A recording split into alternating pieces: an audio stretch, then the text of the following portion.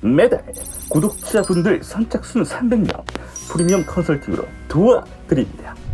첫째, 지금까지 쌓은 누적 데이트로 300분 모두 총 월 350만원 보장합니다. 둘째, 급하신 분들 우선순위로 1:1 상담 및 프로젝트 진행해 드립니다. 셋째, 말로만이 아닌 경제적인 부분 실질적으로 제가 책임져 드립니다. 엔트리 1타임 이유가 있는 겁니다. 안녕하세요, 심슨입니다. 오늘은 내 투자 계좌의 손실 한도를 정하는 방법에 대해서 이야기를 해보도록 하겠습니다. 시드머니를 지정을 하기 전에 나는 정말 최대 한도는 이 정도까지만 가능하다라는 부분을 왜 설정해야만 하는지, 그리고 또 어떻게 설정해야만 하는지에 대해서 오늘은 영상 속에서 다뤄보도록 하겠습니다. 이 정보 따라서 앞으로의 투자는 너무 무리하지 않고 들어가실 수 있도록 잘 알아보고 접근하시길 바라겠습니다. 그럼 오늘도 영상 속 정보 모두 정성 가득 만들었으니 끝까지 꼭 봐주세요. 시작하기 전에 구독, 좋아요 잊지 마시길 바라면서 들어가 볼게요. 일단 가장 먼저 투자 손실 한도 설정을 해야만 하는 이유에 대해서 이야기를 해드리도록 하겠습니다. 손실 한도 설정을 해야만 하는 이유는 간단합니다.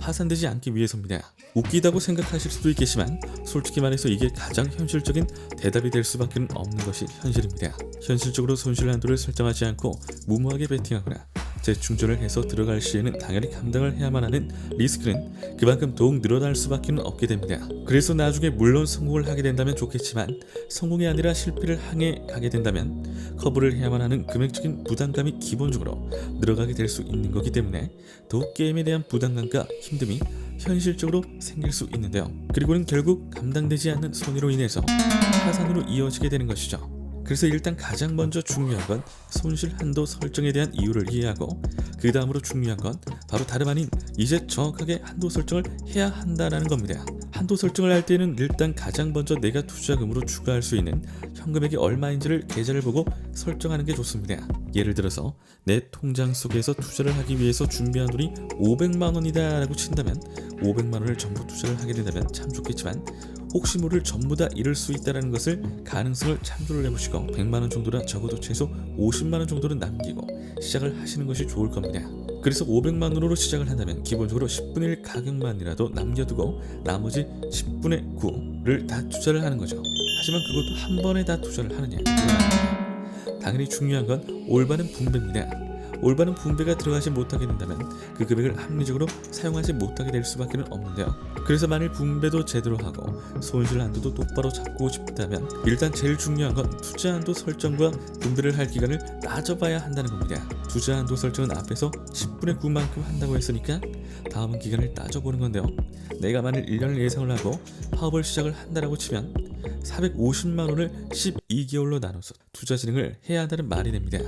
생각보다 그리 넉넉한 돈은 아니죠. 하지만 시작부터 1000만 원씩 턱턱 준비하시고서 진행하시는 고액 베터분들은 실질적으로 그리 많지 않기 때문에 현실적인 금액부터 이렇게 시작을 해보도록 하겠습니다.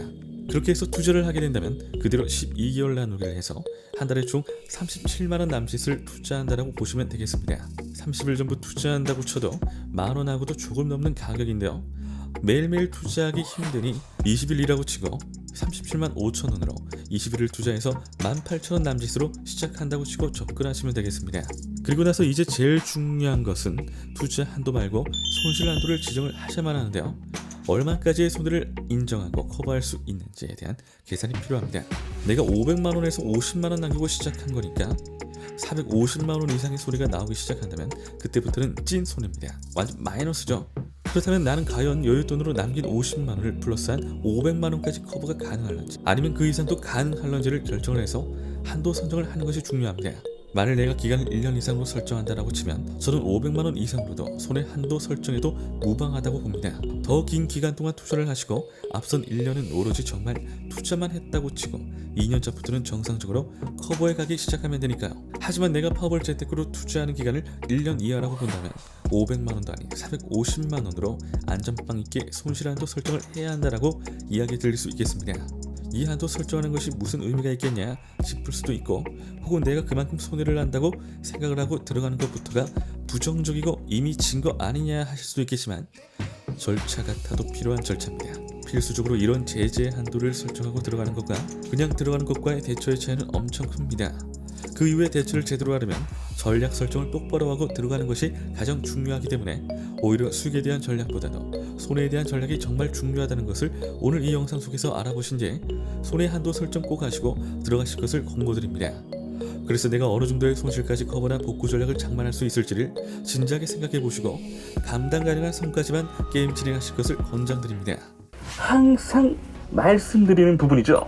아는 것과 모르는 것, 직접 해보는 것, 해보지 않는 것의 차이는 매우 뚜렷합니다. 매번 강조하는 데는 이유가 있는 거겠죠?